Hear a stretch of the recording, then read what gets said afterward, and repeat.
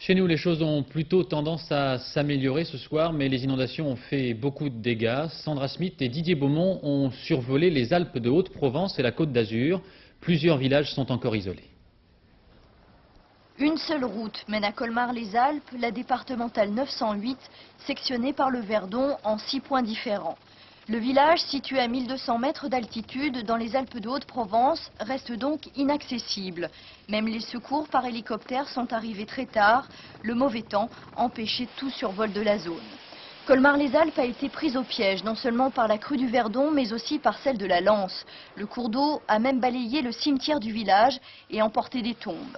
Les habitants évacués n'ont pu que regarder des mètres d'eau défiler.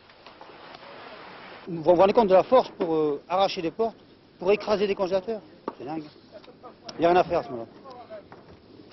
Les locaux de la gendarmerie et des pompiers ont aussi été endommagés.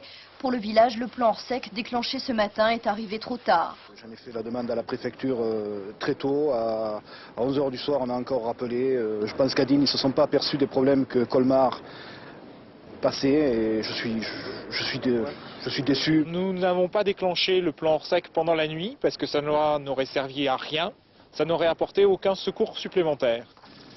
3000 habitants, dont beaucoup de vacanciers, restent bloqués. Seuls les secours terrestres vont circuler sur une piste.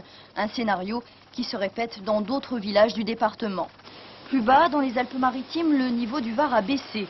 Mais l'autoroute A8 est toujours impraticable du côté de l'aéroport de Nice. Un aéroport paralysé au moins jusqu'à mardi matin. Privé d'eau et d'électricité, les 2 terminaux sont inondés. Sans électronique, l'enregistrement des passagers n'est pas possible. Le 2e aéroport de France est totalement asphyxié.